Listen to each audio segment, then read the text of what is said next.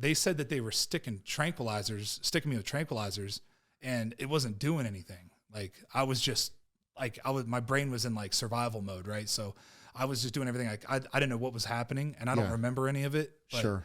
But when I woke up the next time, I was like tied to the bed, and I had these like boxing glove things on my hands, and my head was all wrapped up, and the breathing tube was out and everything, and I was like, I was so confused, right? And then I can't even imagine. One of the trainers was there, and he's like the look on his face, I was like, whoa. And he's like, he's like, how you feeling? And I was like, can I still play? And he was like, the game's over, bud. Like that game has been over for 2 days. You've been in a coma for 2 days.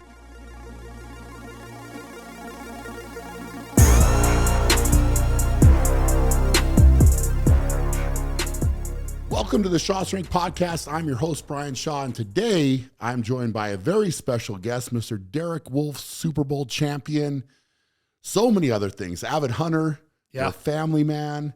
You've got so much stuff going on, man, and actually my training partner too, which is fun going into all the MMA stuff. So I feel like we've got a lot of fun stuff to talk about, man. Yeah, how you doing, brother? We do. I'm doing well, man. Thanks for having me. Thanks for having me to the gym, dude, because like I've been seeing all the cool stuff that you post on your Instagram, and I'm like, man, I would love to go in there and do some of that stuff with him, because I've always been interested in strongman stuff, just because it was like one of those. It was always on ESPN when I was a kid, right? So I'd be like sitting there watching ESPN, and strongman would come on, and I was like, oh, that's incredible. It's like superhumans, right? And to get to hang out with you and see what that's like and what your world's like, it's so cool to me. And I really wanted to. Before we get started, I wanted to talk about like how important it is for me, with the grappling and all that stuff, what that's done for me, because I struggled coming out of like when I retired, my mental health was like, the first year was all right because I was like ready to be done.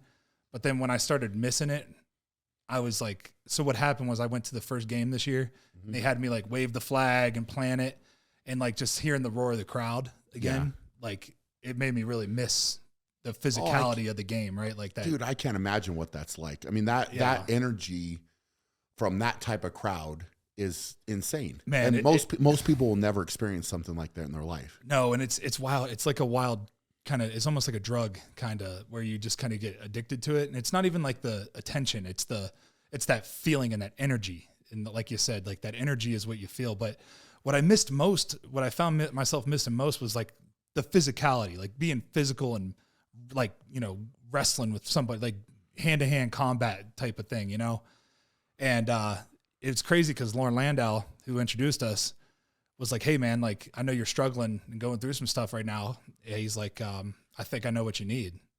And, dude, it's been I can't tell you how much it's helped me, like, get through that, get through, like, really, really press through that, like, and not, because I don't really feel sorry for myself. Yeah. It's never been like something that I do, but I caught myself doing that. I was like, oh, poor me. Like, what do you mean poor me? Like, I have literally everything I could ever dream of, but I'm still sitting here. Why am I depressed? Right. Yeah. It's because we talked about this. As men, we need some kind of challenge, a physical challenge. Right. And it's like every day going in there, I'm literally wrestling with the strongest man on earth. So it's like, that is a challenge in itself, just to like not get hurt. Yeah. Right? This is the thing, is that outlet. And I think that our paths crossed at a perfect time for you, but also a perfect time for me. Right. And going into this, it's just simply not easy to find somebody your size with your athletic ability, your speed, your strength. How to move, how to hand fight, all of these different things that you've developed through your entire career, right? Which we can talk a lot more about, but it's such an asset to me, right? And then it is this competitive thing. And I, walking away from strongman, I didn't really have that downtime, and I wasn't really sure how it was going to be, right? Because I came off the high of competing in August, was the Strongest Man on Earth contest here that we put on. And it was like this crazy emotional roller coaster going in, where I had announced it was my last contest and everybody came out. And then you have this like crazy awesome moment, holding the trophy, talking to the crowd, so much love and emotion and everything. And then it's coming down off of that. And then I jumped right into the MMA training. And, you know, it's an opportunity that got presented kind of out of nowhere. Yeah. I did not know that was happening until after. And it's such an off the wall thing. But I thought to myself, look, I can have that outlet, and also the conditioning level is going to be good, because I need something else to push towards. So I can condition, I can learn something new. My brain can be occupied. I can be challenged in a whole new way. And it hopefully will help with this transition where I'm not actively competing in strongman. And so I haven't really got to that point, but, you know, and we can talk more about that, you know, from being a high level athlete, a very high at the top level in anything, going from that and then you change your path. And it's like, man, it's that, like the roar of the crowd, or the competition, just these physical aspects that you love, right?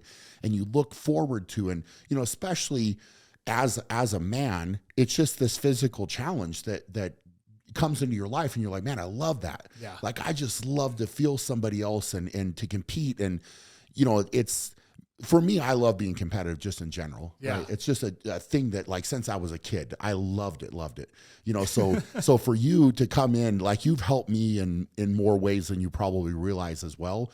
So it's one of these really, really cool, like, back and forth type of things. And, you know, I mean, I know we put out a few clips and that type of thing of some of the training, but people, I think, are astonished at, like, two big guys just going at it. It's crazy, man. Well, like, somebody commented on the video we just posted. They said, what kind of universal soldier are you guys creating? Right. Because you're literally taking, I mean, dude, you are like a special kind of human.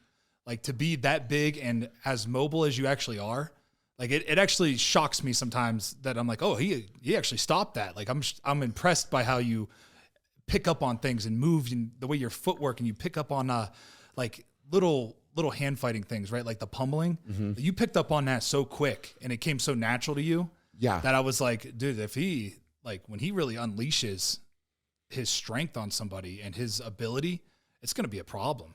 And, you know, I'm just like, I'm super excited to be a part of it, because it's so much fun. Like, we're having fun, and the competition that we have going on with each other in there, it's like, there's no ego involved, right? No. It's like, if you don't know how to get out of something, I'm not going to tell you the wrong way. We stopped in the middle of something yesterday, and I was like, hey, what do we do here? Like, yes. Yep. Because neither one of us know. No, it's just learn, right? But I think that's an attribute to any high level athlete. A lot of the high level guys that I've been around that are really elite, they're willing to learn and be coached. Yep. Right. Like, and being coached is actually a good thing. It's not, you don't walk in with an ego. I feel like a lot of times that's kind of the guys that are on that lower level that they're like, hey, you know what, you can't tell me what to do. I know it, you know, I'm not going to listen to what you're saying. You know, that's what's neat, I think. And, you know, finding, like I said, that's where you've helped me out more, like I said, more than you've realized, because having somebody that's willing to go through the process with me and help me learn, but also give me these different looks that I have to kind of problem solve, because you have enough skill coming into it where, you know, and we haven't really talked any about your background at all, but like, you're walking into it not just playing football, you've done a lot of other stuff as well. Yeah. You know, so it's kind of like that background as well, which is huge. So maybe give, like, somebody that doesn't know you, like, give me your, like, you know, childhood growing up, what were you into, sports, what challenged you, that type of stuff. All right. So, I'm Derek Wolfe from Ohio. So just south of Youngstown, and, had a pretty rough childhood, bounced around a lot. My mom was, struggled with addiction. Didn't know my father. My stepfather was abusive. So football came natural for me. Right. So I started playing football when I was 7. And the physicality of the game was just like, I loved it, you know? So I started playing football really young, and I started hunting when I was really young. So those two things were like, those were my getaway. That's how I could separate myself from what was going on at home, right? So transition, I went to 7 different elementary schools, right? So I was bouncing around a lot. And then when I was 14, I was living on my own and bouncing, like I said, even before that, I was living on couches pretty much. Like whatever friend would have me, I would just stay there. And I was a big kid, so feeding me was like not easy, you know? Right. Yeah, I'm sure. So, you know, just like it takes a pack to raise, you know, somebody like me, you know, and I was a wild kid anyways, didn't want to be told what to do ever. So, you know, I just was in and out of places. And then I finally was able to lock in on this farm.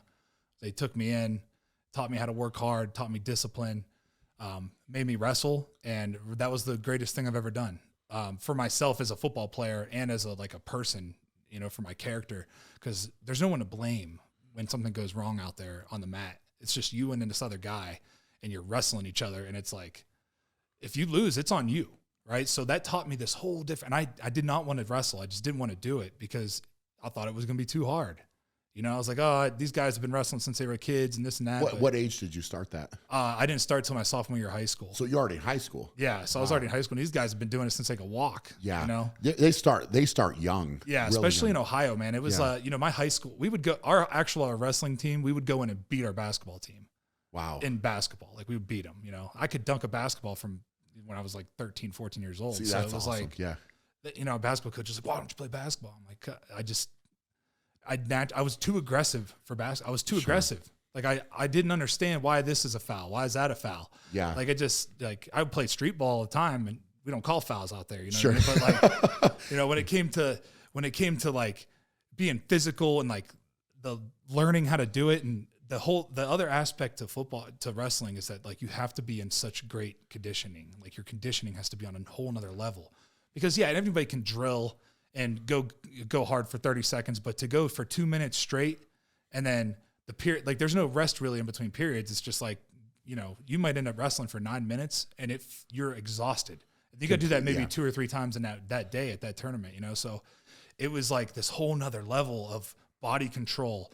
And it took my football game to a whole nother level, like just learning how to like leverage against double teams and stuff, you know, and how to get out of sticky situations. That's and being flexible in those little situations. You see how like I just understand body control, Absolutely, right? And that yes. all is coming. That's like all coming from wrestling. Like I use some of my football knowledge, but most of my football stuff, like creating angles on people and pass rushing, striking and wrestling were the 2 biggest helps with that, right? So that's the other thing. Once I got to the NFL, so I went to Cincinnati, the University of Cincinnati, lived with the Kelseys.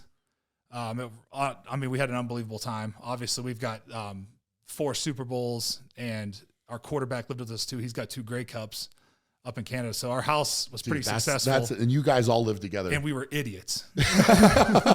Like, we had no business, you know, and everybody was like, these guys are going to screw this up for sure. But we, you know, it worked out for us. And now, you know, now we got, you know, I don't know if I'll make it to the Hall of Fame, but I know Travis and Jason both will be in the Hall of Fame. And I'm pretty sure Zach Caleras, who's up in Canada, I'm pretty sure he'll make the Canadian Football Hall of Fame as well. So dude, that's so crazy. Yeah. So it was just like this crazy, you know, we competed with each other too, you know, like, but it was a healthy competition. Like you would catch Travis and I, you know, we'd have a couple beers and then go down in the basement and like compete in footwork drills and stuff. Like what? Just random, like just random. Stupid meathead stuff, you know, we'd break into the weight room on a Saturday night, you know, like and go in there. That's and what I'm talking about, man. That's, you know, stuff like that. You know, it was like, cause we really, we wanted more for our lives, right? Like we wanted more. It wasn't just, this wasn't where we wanted to end. Yeah. We wanted to get to so the were next you, level. you feel like you were all kind of pushing each other. Yeah. We pushed each other and made each other better and encouraged each other and lifted each other up, you know, because some days are bad, you know, some days suck. Some days you're getting beat, you know, it's just the way it goes. So when you have somebody there to lift you up and, you know, kind of, the best way to put it would be like, okay, if I'm having a bad day, I know that he's going to pick me up, you know, big time. Right. Yeah. And I got to be that same guy for him on the days where he's down. So that was the way it was with that whole team. Honestly, you know, we just picked each other because we were a bunch of throwaways pretty much at Cincinnati, you know, nobody really wanted us, you know, we were just a bunch of throwaways, and it ended up being some of the best to ever do it, you know, which is incredible, you know? So then I ended up getting drafted to the Denver Broncos in 2012. I was their first pick. in that draft, and I was a Big East Defensive Player of the Year. Strong. I have my own strongman thing there because I was the strongest kid in college football. That's awesome. I got that award just based on numbers, and which I wasn't like trying to do that. It just like kind of worked out. Yeah. And I loved the weight room is like my sanctuary. That's like my church, so Absolutely. I just loved being in there. Yeah. And pushing myself and getting stronger, and because you could see the gains, right? Like those numbers don't lie, like if I one week, this week, I'm only able to squat 600 pounds, right? So the next week, let's try to get 625. And then we're going to work our way to 700. And then it's like, whoa, it's like, I can actually see the gains here. When you're on the field, it's like a slower process, right? Like things just like, you have to do something like 400 times, I think it is, for it to be muscle memory. So you just like, it takes a month to get like a pass rush move really locked in, right? So those things were a little bit different. So I get drafted to the Broncos. I was a 36th pick overall. And when I came in, I was third string. It was like, you're not getting a starting spot, bud. It's not just handed to you. And I took that spot. I just outplayed them, it wasn't even like a work thing. It was just like, I just took it. I understood wrestling really helped me because the position I was playing was really like a run stopping, playing double teams, creating opportunities for Von Miller to get sacks. And that was like natural to me. And it was really fun. We had together in the 8 years that Von and I were together, we had 136 total sacks together in the regular season. Yeah. That's insane. So we got after the quarterback and it was so much fun. But when I was my second year in the league, I had a really good rookie year. I mean, balled out, went crazy. And when things were like really looking up for me, and I went down to South Florida and started training really hard. And that's where I did my first striking with anybody, like real striking. And that was with Henry Hoof, who's like one of the most, he's like right up there with Trevor Whitman and those guys, like when it comes to striking coaches. So I got to work with him on the striking, and he taught me how to like hand and foot. And that's what pass rushing is. Same hand, same foot. That's why it's like, that's really interesting. Transitioning you use that from as training. Yeah. Yeah.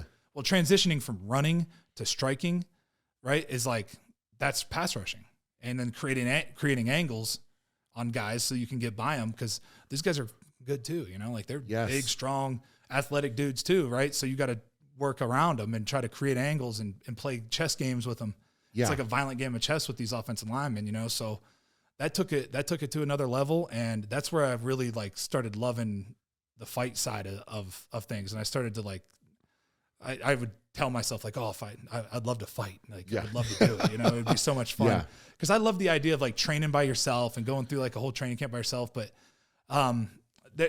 there's nothing like a team sport, right? There's nothing like that, like the camaraderie. But, so then I ended up getting paralyzed that year in the preseason. Right. So this was 2013. Man, it's insane. So 2013, I was playing a cut block, fullback comes and hits me on top of the head, and lights go out. Like I was awake, but the lights go out and I can't move and I can't talk. And then I tossed me in an ambulance. And so you're aware of what's going on? I'm aware the whole time. Yeah. Wow. Cause I actually went to like get off the ground. And when I pushed my arms up, it felt like, when you sit on the toilet for too long? Yes. And you go to stand up? And that's how it felt. Oh man. That's how my whole body felt. It was like this weird, I felt like I was sinking into the ground. It was like tingles? Super tingly, and then it just went numb. Wow. Everything went numb and I couldn't feel anything. But my neck, the only thing I could feel was my neck, like right at the base of my skull. It was hurt. It hurt really. It was like a sharp pain. And almost like it was like, had its own pulse, right? I could feel like the pulsating in there, and it was like really sharp. And it was right at C1, it ended up being. So right at the base of my brainstem. Wow. And I was like, oh, what's going to happen here? And then I was like super sketched out, right? Oh, I can't imagine like something like that happens and what's going through your head at the moment. I was just like, I was out of body type of feeling. Yeah. I was like, I was like, it was almost like I was like looking down on myself. Like what is going on here? And then it all clicked for me. Like I came back into my body whenever they were like, I started feeling my feet again. And it was in the ambulance. They were like scratching my bottom of my foot, and I felt it. And I was like, everything's going to be okay. That you felt just. I was like, oh, you're fine.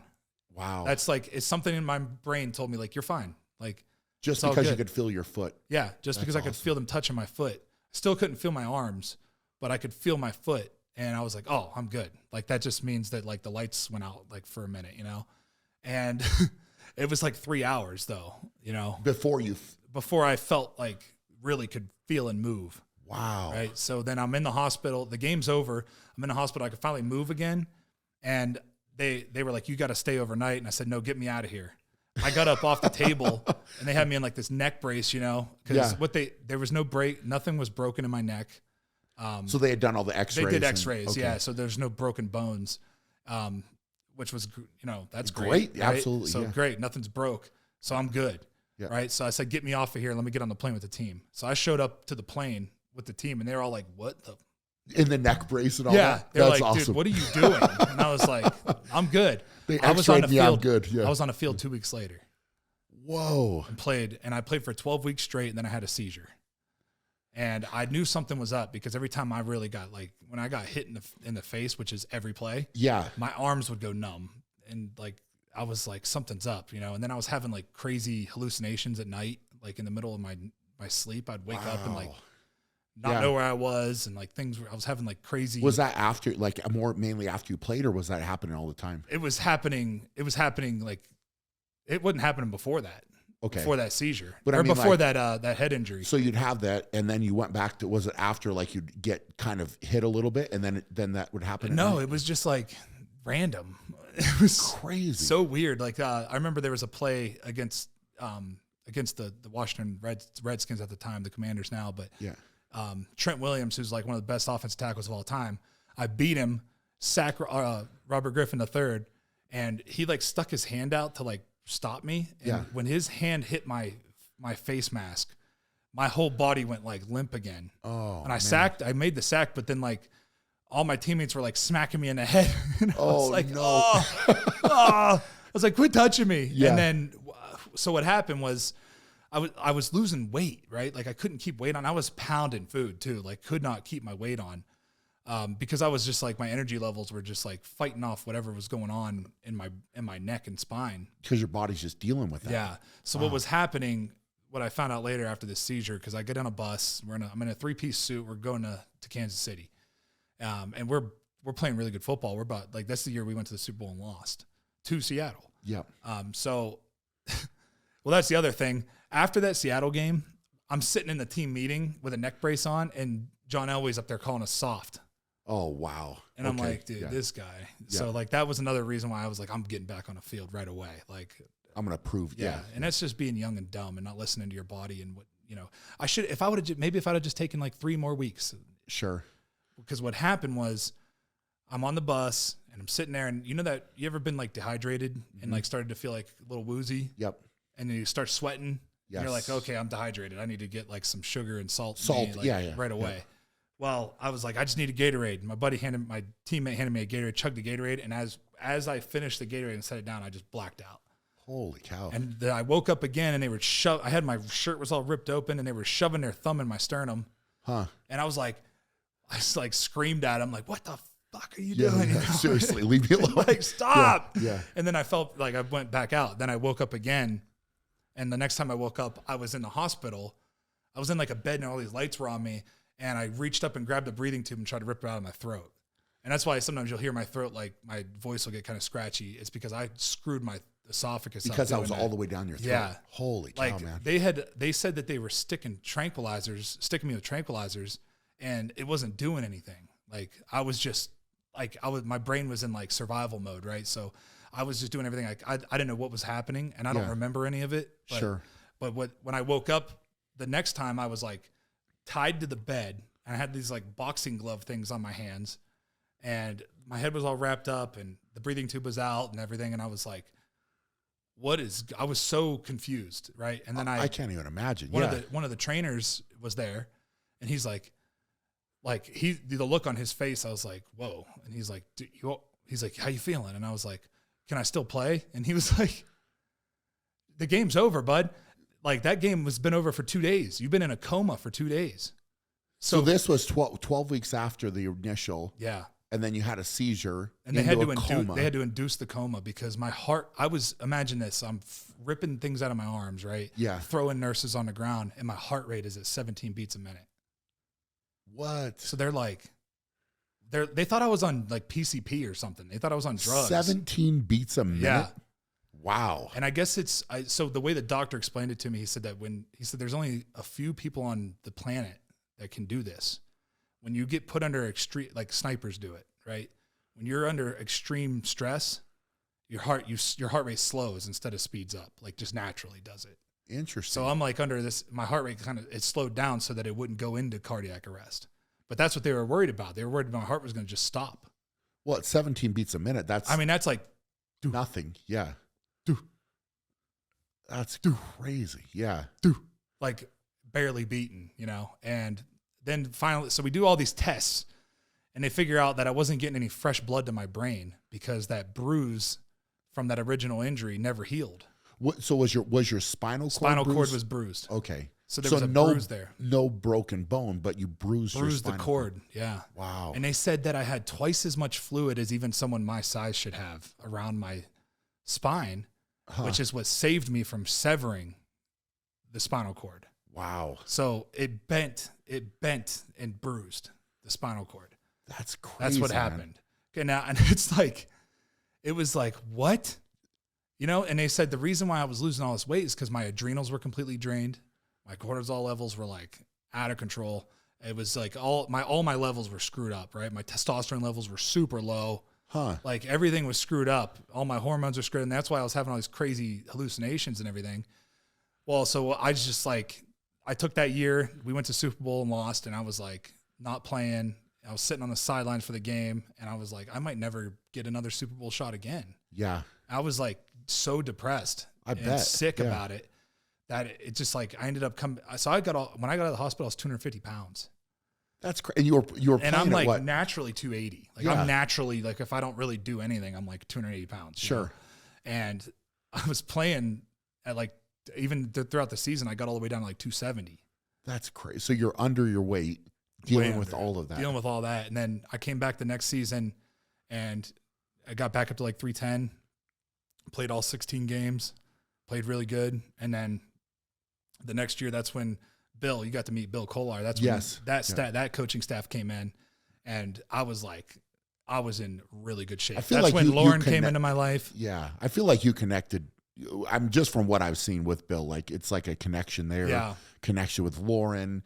Like I'd imagine that having that change over that coaching staff, you just I've played for different coaches, whatever, and some of them you just connect with. Yeah, and you're a better player. Yeah. Like there's just nothing else like that. Well, I think people take really good coach for granted sometimes because they're there to make you better, right? So whatever he has to do to make you better, that's what he's going to do. And that's why Bill was so influential in my life. And even before Bill, it was Lauren, right? So like I said, we talked about before, I was living very wild lifestyle. Yep. I was training hard, but I was partying just as hard. And that could have played a role into like why I wasn't recovering as fast as I usually do, And well, it's like you're stressing your body from one angle and then the other exactly, angle too. And it was like, Lauren told me that, like I said earlier, Lauren told me something that stuck with me forever. And he's like, don't sacrifice what you want the most for what you want right now.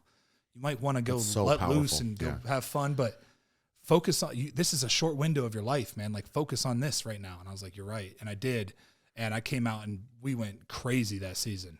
Had one of the best defenses to ever play the game. It was ridiculous. Just dominated. I remember every game. Yeah. It was so much fun. Won a Super Bowl, got a big contract, met my wife. Like everything kind of changed for me, And I got crazy. to like grow up. You think it was just that mindset shift? It was just that. It was like there was no substance to what I was doing. The way I was living, there was no substance to it. Like it was, it was like party to party and woman to woman, and it was like there was no substance. Nothing was real. Even the people that were in my life, they were all just leeching, Yeah. And then I met this woman that like completely changed my life, That's and it was awesome. like, yeah, she literally like exposed people for who they were, and like has this like crazy, meter on it. Cause me, like coming from the background that I've explained, right, where there was not a lot of love in my life. So to me, any kind of like attention was like love, So it was like, I thought these people cared about me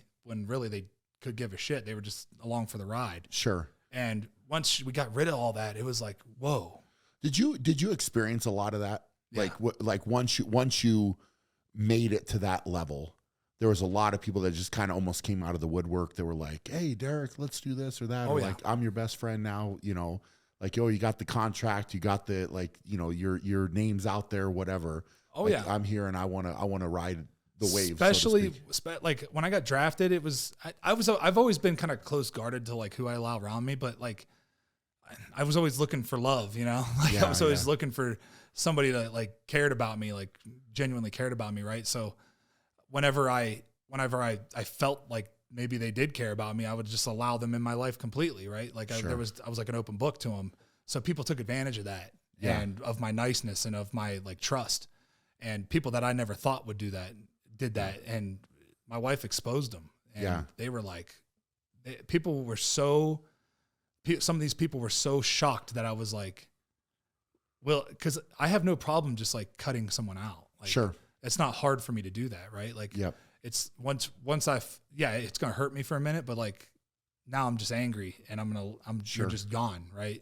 Yeah. And then when I get the contract, and then I go to the Super Bowl and win, and then people were like really trying to latch on. And that's why she came into my life at such a great time, because it was right after that. And it was like she was really able to like help me weed through all the bullshit, you know? Totally. Yeah. And it was just I'm so grateful for that, you know? Yeah. Because not everybody gets that. I have a lot of ex-teammates even that struggle today, because I think that the most important decision you make in your life as a man is the woman you choose to live with. I could not agree more. I think that's the most, because if you have a woman that is like, I think there's like multiple types of women when it comes to this. Like there's women that will allow you to do whatever you want and say whatever you want, go do whatever you want, and kind of walk all over them. And they're just like excuse my language, but my wife calls them a know your place bitch. You know, that's what she calls them, you know? But she's not like that. Yeah. She is like, this is how she feels about it. And this is what's right and this is what's wrong. And it's like, you know, to me, sometimes I have a hard time deciding what's right and what's wrong, you know, because my guidance was not there as a kid, you know? So like my moral compass is like not as directed as hers, right? And what's important and what should be a priority and what's this and what's that. It's such an interesting, I mean, we're talking about it, but it's such an interesting thing to touch on, because a lot of people will not understand what you're saying. No, they don't. Right? It's people start to want things from you, or they start to expect things from you, right? And then you've got to decipher what's real and what's fake. And you have a lot of people come in, and I've had this. I mean, I understand what you're talking about because I've had it too. And you have people, you start to see their true colors once that type of success or exposure starts to come. It's like, well, they're almost expecting things from you. Yeah. Right. And they come in and it is tough, man. And the people that, like you said, that come around you, you know, and I don't know if you're this way now, but like, I know for me, like my circle has got smaller, way smaller. Right. And it's just one of these things. And it's like, it's not because I've changed. It's just people will tend to show their true colors sometimes, and it's unfortunate. Well, you know what's funny? Yeah. You know what's really funny is something that she like implemented. She's like, if people want to come to the game, they're going to pay for their tickets. When I was like, when we were winning and everything was great, and people always wanted to come to the games, right? Oh yeah. So, and I would just get their tickets, whatever, you know, it's a couple $100 a ticket, like, or $180 a ticket, whatever. So I would just get all the tickets for everybody, and no big deal. When I stopped paying for them tickets, guess how many people came? Probably not as many. That's crazy. Zero. Wow. 0 people were willing to pay for their own ticket. And that's a tell right there. I was like, this is disgusting. Yeah. Like, and how many tickets were you buying? Or it'd be like 5, 6 tickets a game, sometimes 10, you know, whatever. Sure. But like when I made that hard line. 10 tickets is a couple grand. I mean, exactly. It adds up. It's like, dude, I'm spending $2,000 a game just for you to come watch me. It's like, yeah, you know, and a lot of people had to come from Ohio and stuff. And and that's where like they would pull on my heartstrings. Oh, you know, man, I can't really afford the ticket and the plane ticket and this. And sure. Then next thing you know, I'm paying for plane tickets and this and that. And that happens to a lot of guys. There's guys that go broke doing that. That's crazy. They go broke because they're taking care of everybody else. Well, all of that type of stuff adds up, man. Yep. It adds up big time, man. Yes. And people don't realize how expensive you know, it is to just like host somebody, you know, even like for my birthdays every year, right? Like I would rent a big house up in the mountains and we'd go up there and snowboard and, you know, I'd spend 15, 20 grand on a house. And then the next thing you know, like they're, you know, whining and moaning because they got to buy like food or alcohol or this or that. It's like, what? Yeah. It's like, dude, are you serious? Like, well, it's kind of like one of those things where you can't mistake kindness for weakness. Yeah. Right. So like you stepping in and saying like, hey, look, we got to draw the line here. And that's it. It's like, well, now, you know, if somebody's not willing to say like, oh, okay, cool. Like I'm willing to chip in. Like I get it, man. Totally. Yeah. Right. But it's seeing it from both sides. And a lot of people, I think it's hard for them to open their eyes and say like, wow, this is coming with a lot. Like they look at it and obviously let's just say your contract is out there, what you signed for, because it gets publicized. Everybody knows. Yeah. But they don't understand with that contract, there's taxes and there's things that come out and it's not like, oh, here, I just got handed a check for this, a full amount. No. Even though that's the number that goes out there. Yep. And somebody's like, oh, well, Derek's got all the money in the world. Like, Yeah, no it's not problem. like that, but it's cut in half right away. Immediately. Yes. And it's not, they see the contract number, but they don't know what you're getting. Like I didn't get that whole contract up front. I had to work for 4 years to get to that. Yeah. And there's incentives within it. Yeah, and then there's incentives in there and all this stuff. And it's like, man, if you can't buy a plane ticket, you know, for, you know, if you want to come see me, it's going to cost you probably $400. Sure. Right? If you want to come out here and go to the game, I'll buy dinner, whatever. Totally. Yeah. But like people started to expect me to pay for all that stuff. And when I stopped, a lot of people went away, a lot of them. Like there was like 1 or 2 people left. Yeah. You know, because they were like, oh, okay, well, the free ride's over, right? And then when I got married and they realized like the partying was over, then it really was like, because you were probably paying for that too. Yeah, I was paying for that too. Yeah, you know, so it's like, you know, then it's like you feel stupid after where sometimes I sit there, I'm like, man, what an idiot I was to think that these people actually cared about me. Yeah. They were just along for the party, you know, like they loved the party. Sure. Because when I got married, people were like, oh, why are you getting married? You're crazy, this and that. And I'm like, dude, who are you to tell me? No. Yeah. What I want in my life. Like, don't tell me what I want. I know what I want, you know? It's almost like they're telling you not to get married because they don't want their their gravy train to end. Exactly. Because they knew it was over. Right. Yeah. And she was like so onto their bullshit that like, they were like, oh, she's the enemy. Right. So then there was like this attack from them onto my wife. And it was like, it's like, dude, like you guys think I'm going to pick you over my wife? Like, no. Yeah. You're not here. No. You won't even come out here unless I pay for you to come here. See, like, that's crazy. So why would I choose you over her? You know, it's crazy. What's awesome. I mean, and I feel the same way, man. It's like you find a good woman and they're very difficult to find, but if you find a good one, it can change your life in so many good ways, you know? And I think that's one of the things that I would say to younger guys out there is just be selective about that and really, you know, think about it. But once you find the right one, it's going to click. You're going to know. It's like, yeah. People are like, how did you know? And I'm like, I knew. Yep. Like something was like, because I think I had chased lust and I had confused lust and love for so long that once I really understood what love really was, then I was like, whoa. Yeah. It's this. One of the best things that Carrie, my wife, said to me when we first started dating is she said, I don't care at all about any of your accomplishments. Nothing. Yeah. Like I literally could care less what you have done or what people love you for or any of it. Right. And I was like, that's literally one of the coolest things you could have said to me, because at that point, once you've, whatever, I guess in the strongman world, you start having success. It's just different things, but people come at you from different directions and especially women. Right. But you're deciphering like, what are you looking to get out of it? Right. So it's almost like you have to be guarded and protective. So, you know, it's different, I guess, if maybe you start dating somebody before you have any success and they've been there from day one.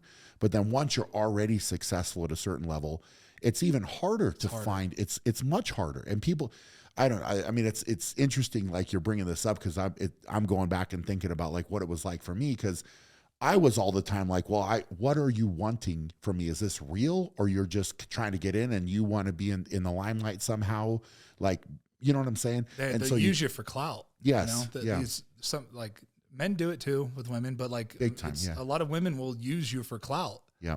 or, for me, it was like, I could tell when a woman was in it for money. Yes. And they were I would imagine looking for what they could get out of it, Yeah. and what was going to, they're looking to change their lifestyle. So, would you say that about your wife saying, I don't care about any of that stuff?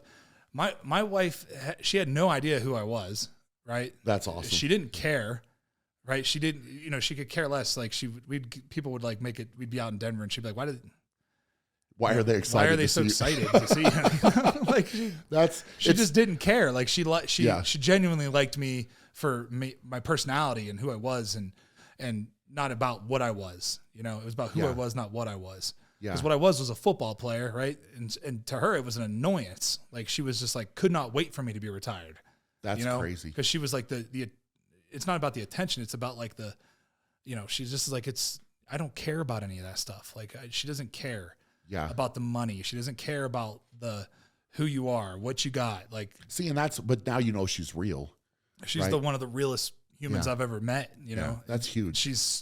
She's so real that like, she holds me accountable. Right. So like as men, sometimes our feet will get lifted off the ground a little bit and we need to be replanted. Yeah. And she's always there to like humble me.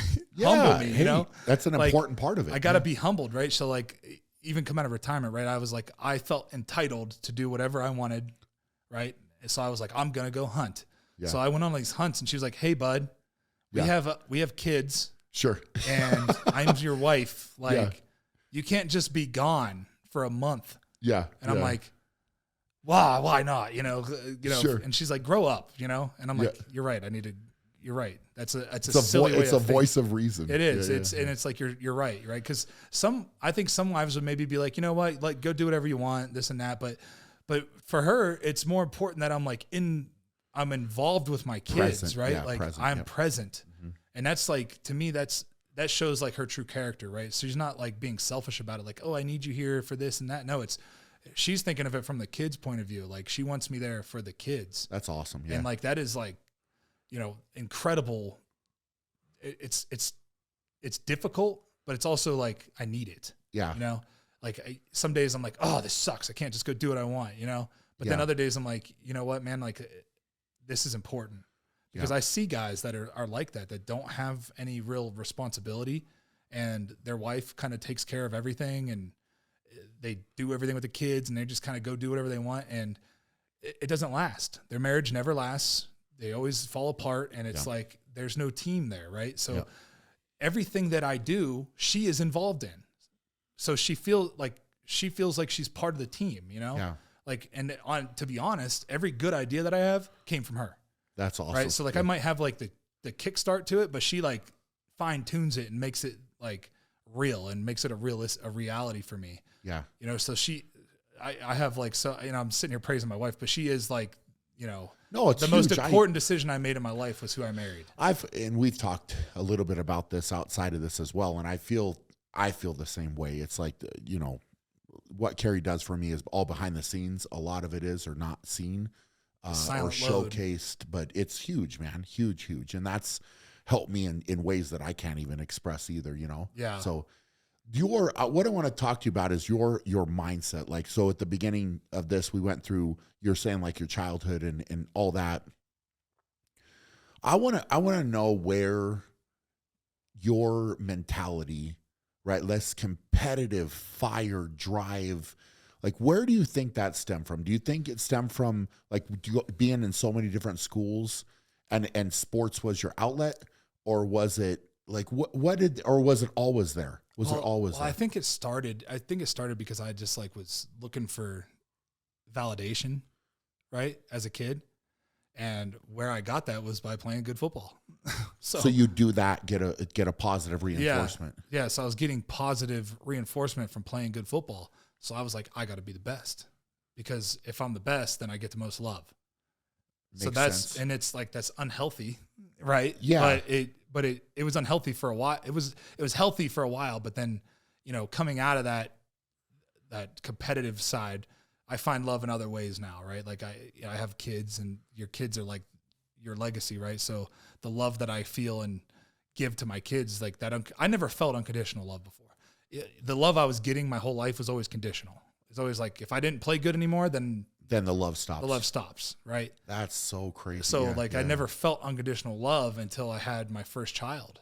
Yeah. And I was like, oh, this is a different feeling. Did that happen at the moment? Like the moment I held her really in my hands, it was like, just, it's a whole different thing. It was it was like this rush that came over my body, you know, like, whoa, this is what that feels like. Yeah. You know, and I still get it. Like, I'll be just like sitting there holding my daughter and I'll get emotional, you know, cause I try not to cry in front of my kids. Like I think you shouldn't cry in front of your kids cause they shouldn't see that. But, I try to I'll have tears of joy coming out of my eyes because I'm so happy in that moment, you know? Yeah. And it's like, I cherish those little moments of just hold my daughter, you know? Sure. And it's so special, man. It's, so I think that the competitive nature comes from looking like I was competing for love, you know, constantly competing for love and for validation.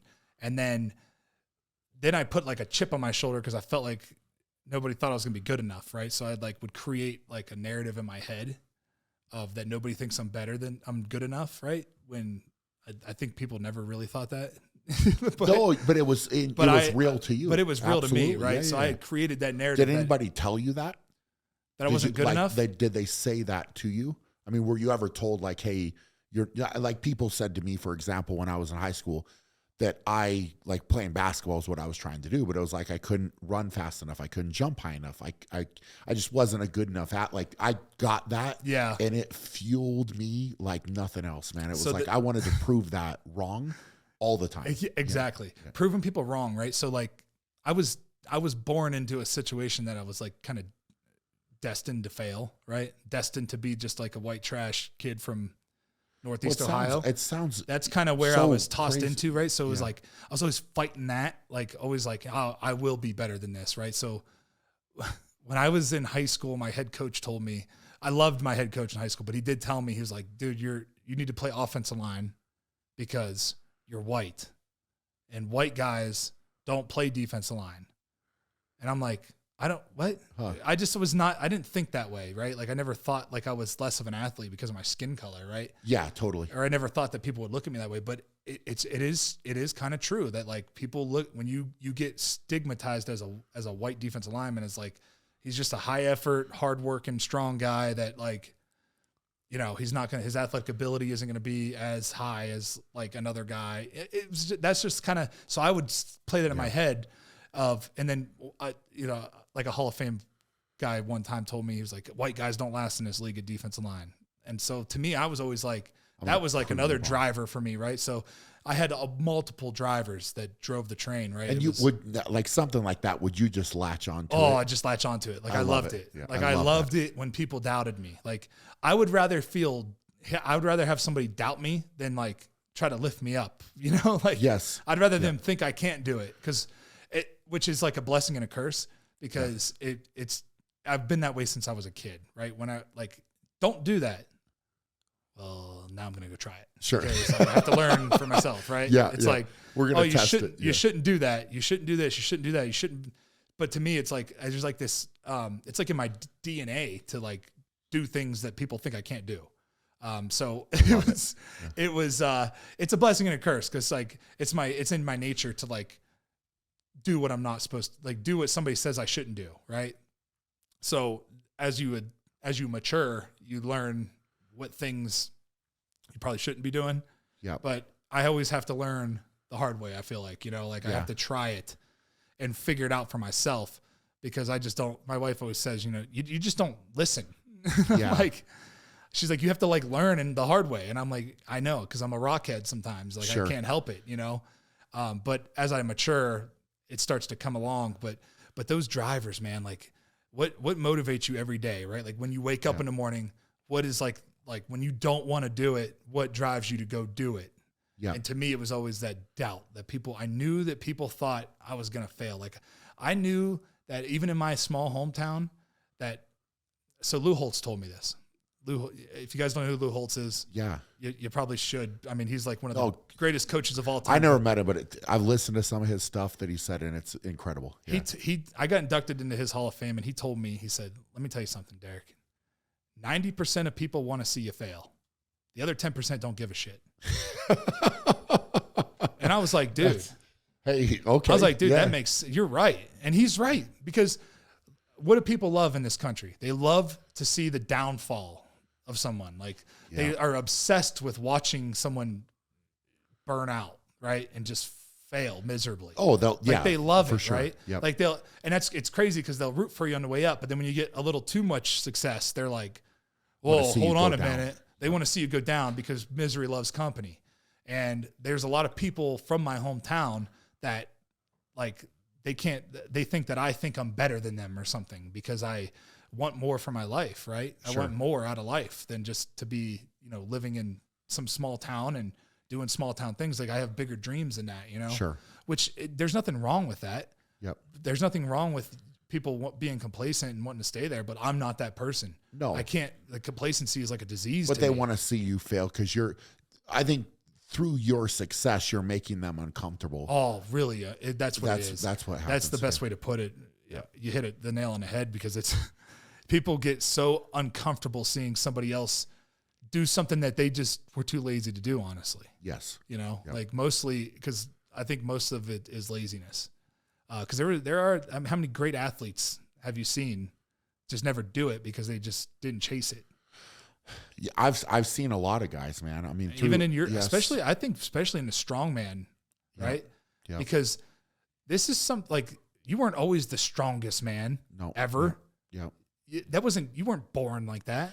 You had to work for that. You had to grind for that, right? And that's why I hate when people go, must be nice to be 6'6" and be big. I'm like, dude, how many big people do you see that just don't do anything? No, it's so a lot. True, man. So you have to work and grind for this. Like I've blood, sweat, and tears in this, man. Like hours away from sacrifice, right? I've sacrificed so much for this that like, how dare you?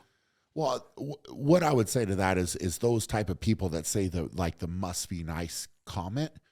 Well, you weren't there at the beginning when I was nothing, right? And I was training by myself, and like for me, it was training in my parents' garage. It was an unheated, uninsulated garage, scooping the driveway, loading all the weights up by myself, grabbing dumbbells and barbells that are so cold I got to go to a heater and heat my hands up, all because I see a vision in my head of where I want to try to go, and I'm willing to walk out there and be uncomfortable and live that to try to open the door up, right? And I didn't know at that point if the door was going to open or not, right? But like you're working and working and working. It's just thinking the next guy's working harder and I'm going to prove it that I can make this happen, and then you get down the road and you do have some success and you do open different doors. And then those type of comments come. But like those people, if you could talk to them for a couple minutes, it's like, look, none of it was handed on a silver plate. None of it. All of it had to be created. All of it had to be worked for. Exactly. Yes. Every little thing that, especially in art, like the things that we've done, every little step of the way was earned. Has to be. Yes. Because there's competition there, right? There's competition. There's other factors that are out of your control, right? All you can control is how hard you work. And what people like us decided was that I won't be outworked. Yeah. Like I refuse to be outworked. Yeah. And when you make that decision and really stick with it and stay consistent with it, it takes time. And I think that people want instant gratification, right? So they're like, oh, it didn't happen today, so it's never going to happen. No, you have to keep grinding every day, and you still might not make it. Yeah. But that's where the fear of the unknown takes people over, and they can't control their emotions in that time, right? They can't understand why can't I control this? Why can't I control that? They're worried about the things they can't control instead of worrying about what they can control, and that's how hard they work. Well, and I think if they let go of the fear, Brian, like use it as a driver. Yeah. Use that fear as a driver. Like I'm sure there's days where you're like, I don't know if this is gonna work. Yeah. Like, because believe me, there was days where I was like, I don't know if I'm gonna make it. Yeah. But I'm gonna try hard as hell. Yeah. Right. And I'm not gonna have any regrets when I'm done. Yeah. I'm gonna know that I did everything I could. And it's control. I think too many people think of it as a bigger picture too. So they almost talk themselves out of even trying or starting because like, well, let's just say you look down the road to you, it's like, well, you've made it from not only middle school and high school and college all the way to the NFL, and now you're one of the top guys in your position in the whole NFL, right? Like you're at the pinnacle. So somebody starting down here, they're looking at that and the path is long, but they don't understand that each and every day you've woke up and got better, incrementally better the next day and the next day and the next day. And then that turns not in from a day to a week to a month to years to, like it just adds up. Compounding. And you've got better. But it's this mindset to move the needle forward every single day, right? And whether 1%. You're having a good day or a bad day or anything in between, there's a lot of days, and I know, and I don't even have to ask you, I know there's a lot of days where you're waking up and you hurt, you're tired, you're not motivated, and you fall back into discipline, and you're like, you know what? I'm going to go get it done. Yep. Right? Like, I'm just going to go get it done. That's it. I'm like, going. I'm going to go do it. Because the hardest part is just getting there. Yep. Just getting up and getting there. Just get started. Yeah. And once you get started, everything's going to work out. Yeah. You're all, and I think a lot of guys, I seen it in the league too. They get to like their later years. And I'm talking like 3-4 years in the league, and they start becoming complacent and they start just kind of getting through the workouts. Yeah. They're training in the off season, but they're not really like pushing it, Oh, I don't want to, they make excuses. Oh, I don't want to get hurt. I don't want to overtrain. I don't want to do this. I don't want to do that. It's like, no, dude, you have to get better. Because guess what? There's a whole group of guys getting ready to get drafted. Like there's a whole nother crew of dudes coming to take your job. So like, if you don't keep getting better, so Peyton Manning told me this. It's another thing that like I've been around some great players and great coaches. Peyton Manning said, you either get better or you get worse. You never stay the same. So you don't so good. You don't just stay the same.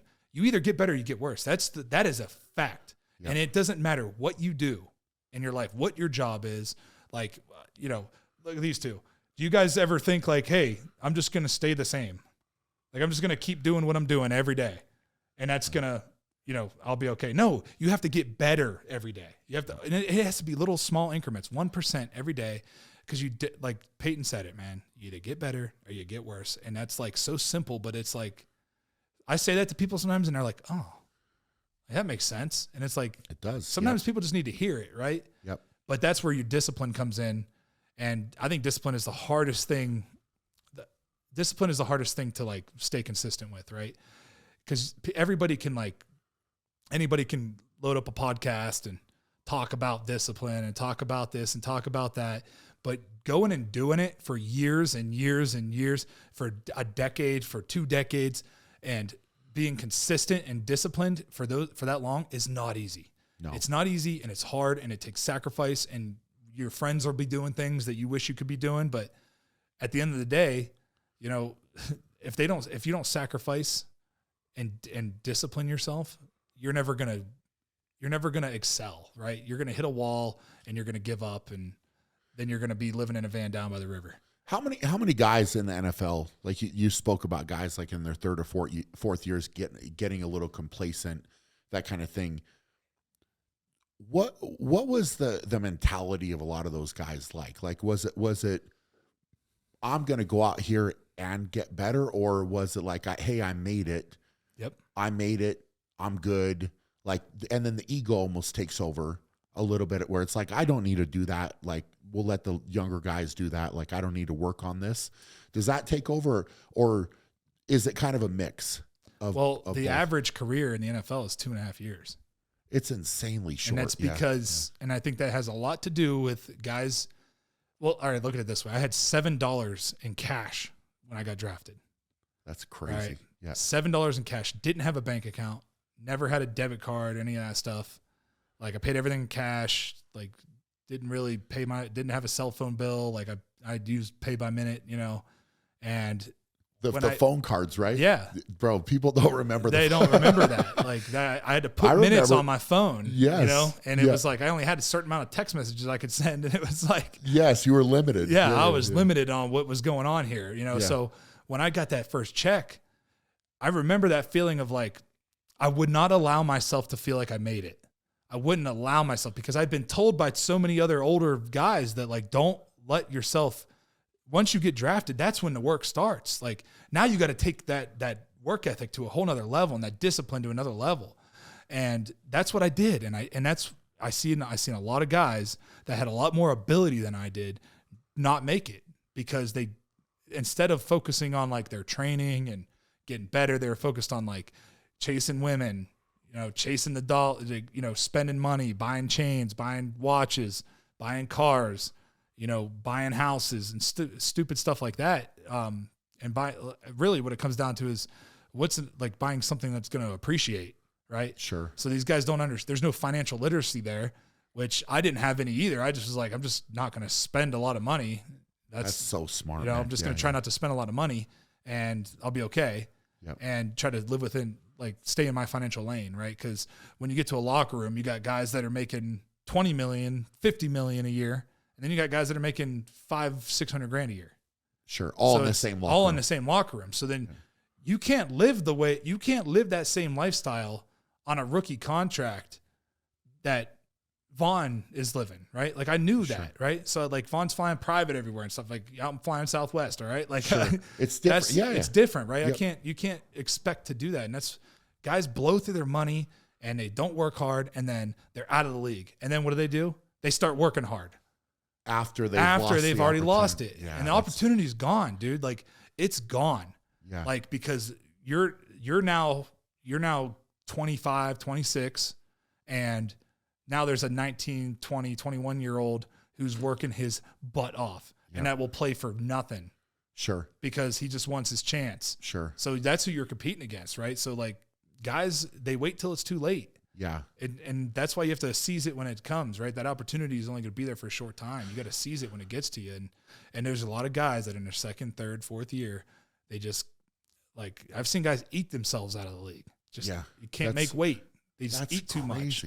It's just like all of it right at your footstep. Oh, it's right there. Right in front of you.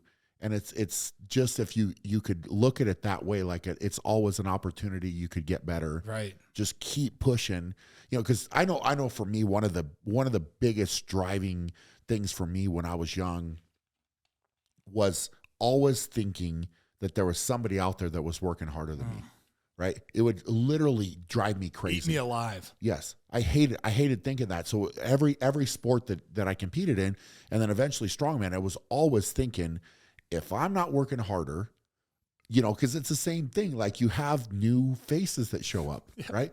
So if I'm going to compete, and I competed almost 20 years total, but there's always somebody new coming up, right? That's getting hyped up. Like, hey, this guy, he's coming in, he's doing all this.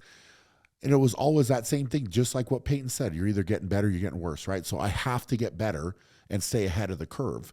So, as the level goes up, the expectation goes up. But if I'm coming back to the party, I'm going to bring a new package, right? And I'm going to step up and be better. But like not losing that work ethic or that ability to say like, hey, I can reinvent myself a little bit here. I can improve on this or break this down and do this a little bit better. Like if you can't have that, you can't just say, well, I'm going to stay at this level because everything is going to progress past you. And think about this, right? So you were at the top, right? What is everybody in strongman is competing against you. Yes. They're chasing you. Yeah. Right. So that was the same way in the NFL. Like if you're the best of that position, all of these guys coming out of college are competing to be like you. They're watching you. They're watching you. They're studying you, doing all the things you do. And that's why it's like, man, like it's a fine line between, do I keep doing the same thing I'm doing? Do I need to change it up? There's a constant change in like, with the science-based training and all this other stuff. And everybody's doing something different, right? Sure. And I think that's another thing that people do wrong is that they look too much at what other people are doing. Right. They're focused on what everybody else is doing. I just had this conversation with my oldest daughter. She's 17. She's a junior in high school. She was, instead of focusing on like what's important to like with her, like her ACT and this other stuff, like, and she's a really smart kid and she's got her future is so bright, but she was like listening and watching what other kids were doing. Sure. And thinking, oh, I have to do this. I have to do that. I'm like, no, stay the course, right? Stay the course. do what you're supposed to be doing, right? Yep. Not what you think other kids are doing, right? And don't listen to them. They don't know. That's so important. And they don't care if you succeed or not. Yep. Right. So like and I think for like, even in your position, man, like to be at the top of the top, like the best in the world, right? Everybody is chasing you. Yep. Everyone. So like now that's an even, to me, that would be like a whole nother motivation to me. Right. So when we won that Super Bowl, I knew that everybody was going to play us even harder. Right. Because they want to beat the champ. Coming to town, for sure. So every time that you're getting competed against, they're bringing their best, they're bringing their A game. Yes. So every time, and then if you're like a Pro Bowler and you're like, you know, they watch your film, right? So like everybody watches my film and they come out and play me. I know that they're going to play absolutely their best game because they want to be able to beat me. Yep. Right. So it's like, that drove me, right? The other thing that drove me, Brian, was that when people watched film on me, I wanted them to be like, oh shit, I have to go against this guy. yeah.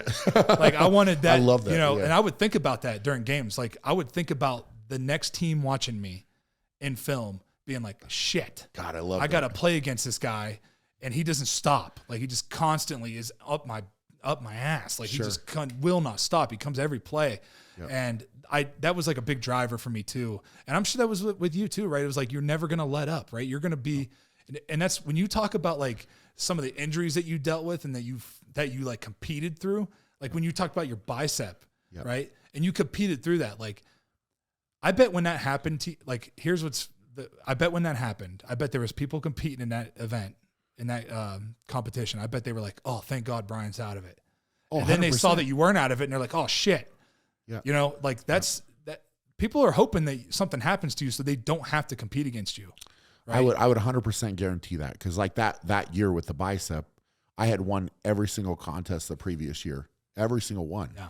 So I was walking in, like I was expected to be the best, right? Like that's what I said to myself, and everybody else is like, this is who we're going against. So 100%. But the thing is the power of that not quitting, right? And looking back, I wouldn't change a thing about it, right? Like you tear a bicep, you continue going, you continue coming back and fighting. Like you never, ever stop. Never. Right. So I'm never going to stop. You might have me down. You might be ahead of me, but like the whole time you better be watching. Cause like, I'm not going to quit.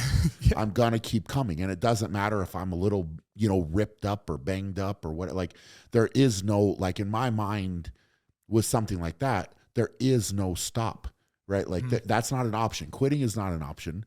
Right. So like that was something that came, more from my dad. Like you start something, you finish it. And then same thing, like I had another coach in college, playing basketball. And it was like, for us, our option was you either get up and walk off or you get carried off. Mm-hmm. Right. And I love that. I loved it because it's like, you could be hurting. Doesn't matter. You can walk, get your ass up and walk off. Yep. Right. And it's just kind of like this, like I really, really took that to heart. So even in strongman, like for example, when that bicep happened, I would almost guarantee that almost none of the other guys knew that I tore my bicep because I didn't react. I kept trying to compete. Like you might have seen it and been like, okay, something's wrong. But when I walked backstage, I had an elbow sleeve on. I kept the elbow sleeve on. And I just told the guy with me that was helping me, like, pull another elbow sleeve out. We'll just put it on top. I'm not going to look at what the hell happened. Something happened, but we're going to warm up for the next event. So it's like not acknowledging it in my brain, like it's not a problem, right? Like I'm going to figure it out. Yeah. And that's instead of being like, oh crap, I'm done. What's wrong? I'm panicking. It's like, all right, good. Tore the bicep. Good. Like I'm going to figure it out. Right. And it's just one of those things.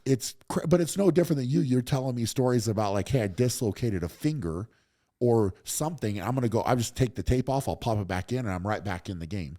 It's insane. Like most people listening to this, you can't fathom what that is. But like when you have a top level competitive athlete that can go through that mentally and handle it, that type of discipline to go, it's a whole different place. Bro. Yeah. It's a whole different place to go. You have to go deep. Yes. You got to go deep and you got to dig. But see, you waking up from literally being put into a coma and saying, all right, can I finish the game? Right? Like, I'm ready to go. Yeah. Right. It's the same thing. Tear the bicep. I go get it checked out. First question out of my mouth. Can I still compete? Like, are you telling me I have to stop or can I compete? Right. It's not about like, well, how bad is it? Whatever. Okay. It's torn. Can I compete? Yeah. That's the next question. So it's a different level that there's not many human beings that will understand that or they're not willing to go there. No, they're not. Because you're not going to die. And they don't like right? people don't like to be uncomfortable, right? Yeah. And we talked about this yesterday about like being able to find comfort in being uncomfortable, right? So there's something special about that, right? So when your mind is saying stop, you got to stop, and then you push through that, and then you come out, and you might not win, but you come out of it, and you feel like you still feel like you accomplished something because that made you better, right? That you got mentally tougher doing that, right? And for the mental fortitude that it takes to like be a champion in anything, I don't care what it is it's next level. I don't care if it's tennis. I don't care if it's you want to be the best electrician. The best plumber. I don't give a shit.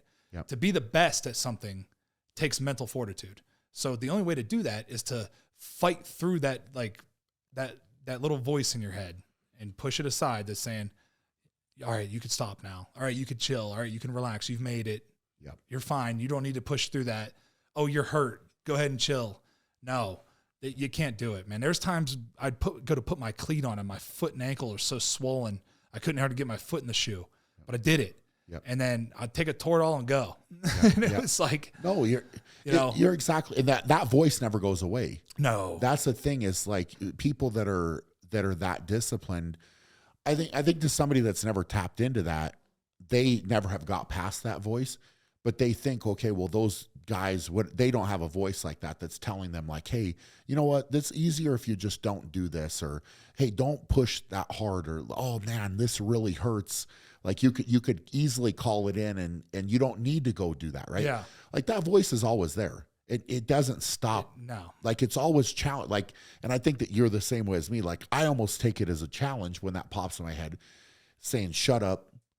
I'm going to handle it. Mm-hmm. Like you're not talking anymore. Like I'm not listening to that anymore. And there's so many of those moments, but that's discipline, right? Like you said, to be the best at anything, you have to be able to go through some type of discomfort, embrace it, live it, and then keep going. Yep. Right. Like, and anything great. I tell my boys, they'll fall down and get hurt or something will happen, whatever. And I'll come over and like for me, and my wife is great with this too. Like from day one, we haven't coddled them at all, right? Like you fall down. Okay, cool. Keep going. But then I'll say to them, I've started saying this, like, well, it used to be like, you want me to rub some dirt on it, whatever. Like, and that was the answer. And for the longest time, like, I don't think they understood what rub dirt was, but it was like, Dad's going to rub my leg or whatever. Now I'm good. I go play. But now I'll ask him, do you know what the good news is? Right? I've started asking them that every time they go through something challenging or get hurt or whatever. Do you know what the good news is? And then now my younger one especially has started saying, I got tougher. Yeah. That's the good news. You just got tougher, right? Like you went through it, wasn't fun, whatever, you fell down. Okay, cool. You got tougher. Great. Yeah. Keep going. And that's this day and age, man, I think that the generation coming up, because our kids' generation is called like Gen Alpha. Is that what it is? I've never even heard that yet. I think that we're going to see like a better, like, cause I think Gen X is like, or Gen Z or whatever is like so soft. Yes. It's so willing to just give up and complain and blame everybody else for their problems. And there's all this mental health stuff going on. They don't want to take accountability. But I think that the generation after that, which is Gen Alpha, I think that they're being raised by men like us. Sure. Who are pushing them to be better, right? And not giving them an out.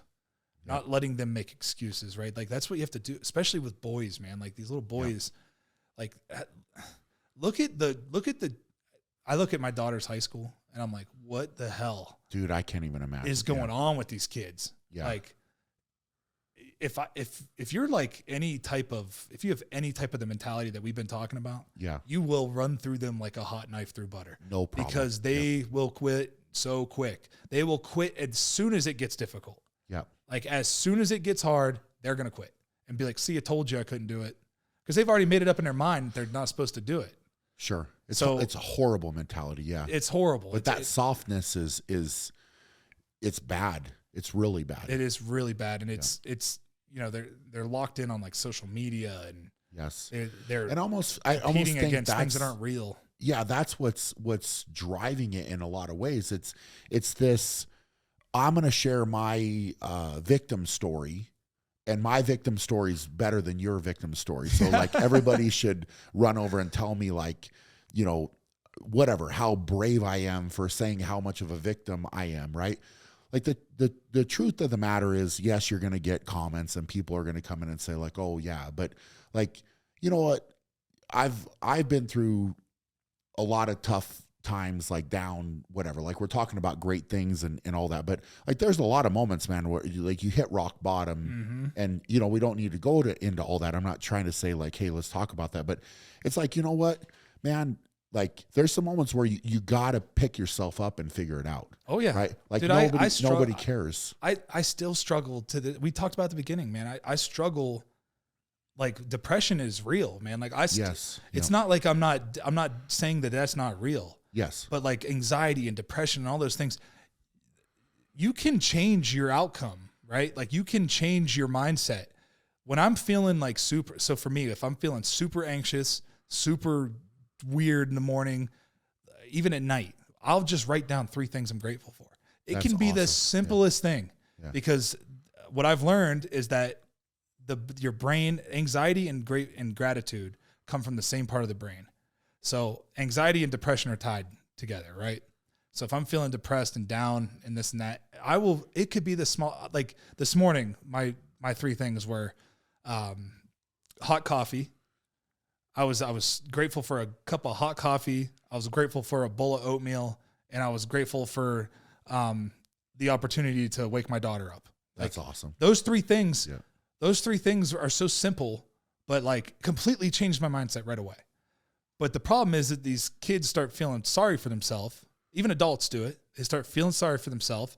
They go, look, they're being told by doctors that they need medicine. Sure. So now they're on antidepressants, and now they're stuck in a cycle. So now you are stuck in the system, in the cycle, and you are going to continue that until you do something yourself. There's no pill that's going to fix you. Yeah. It's your mind. Your mind is what can fix you. You can change the way that you think about things. So like I encourage anybody that's listening to this to try the gratitude thing, because it seems so simple and so corny, but it works. It 100% really works, does. man. Because I struggle with that. Like I don't know if it's from the trauma from my childhood, this and that, like whatever. It doesn't matter. Yeah. Like none of that matters. All that matters is that like I have kids that are like looking up to me, right? Yep. I have a lot of people that same with you. You have people that are looking up to you, man. Like not just your kids. There's like a lot of adults that look up to you. Yeah. Right. That are looking at you for motivation. Right. So for them to be vulnerable and let them know that like, yeah, I have days that suck.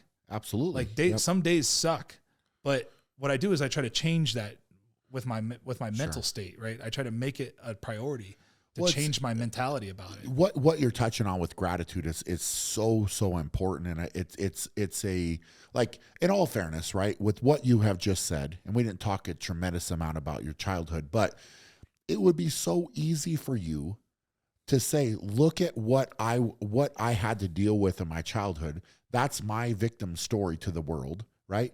And then you never did any of the great things that you've done, and that's it. Like, hey, I was not given the same opportunity, and I had to deal with this in life, and therefore I'm still in Ohio and I never made it out, and I would have made it out if it would have been better for me here, but I had to deal with this, right?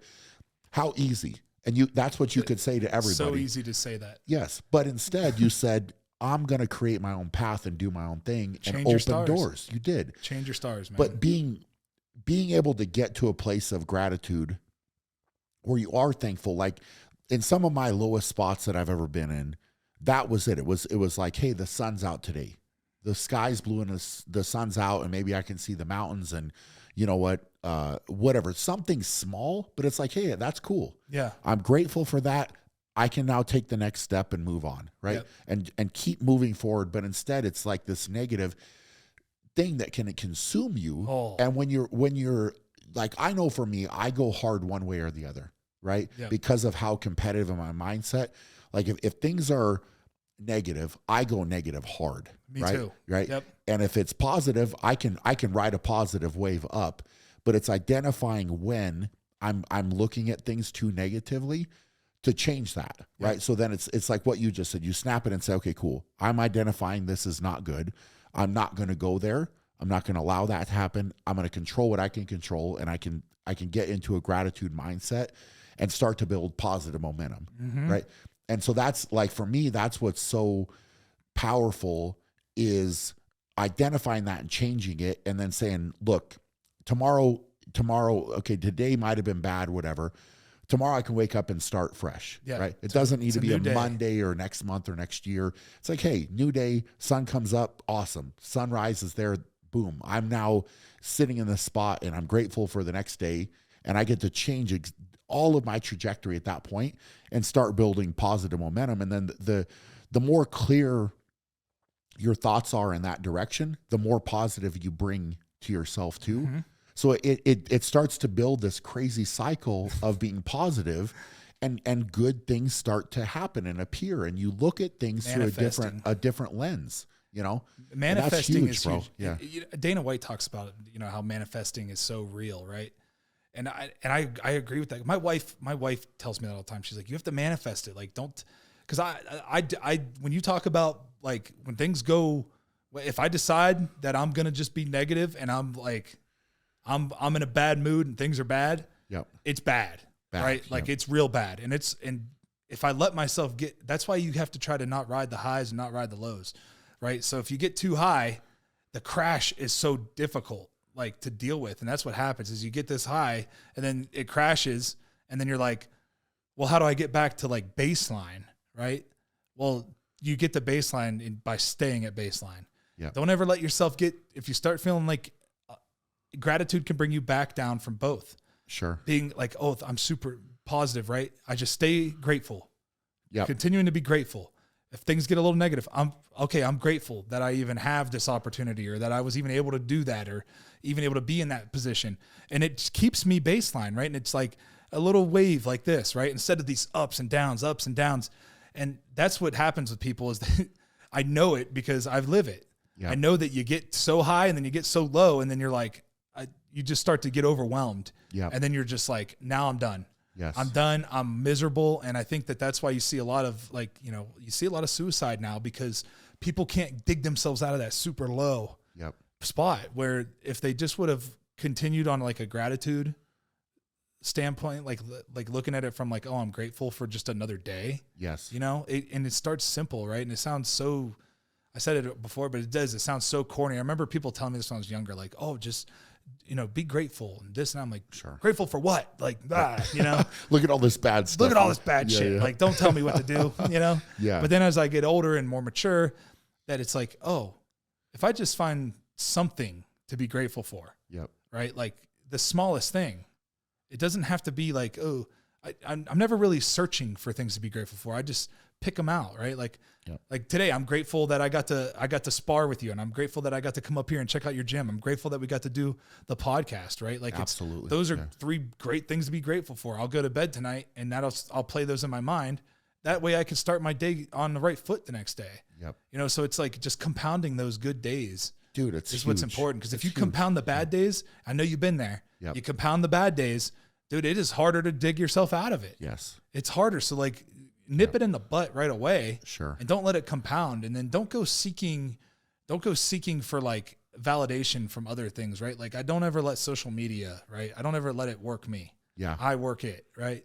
I'm going to work the social media and use it for good. I'm never going to get caught up in, like, oh, sometimes I'll post a video and I'll be like, oh, this thing's going to kill. And nobody watches it. Whatever, you know, move on to the next thing.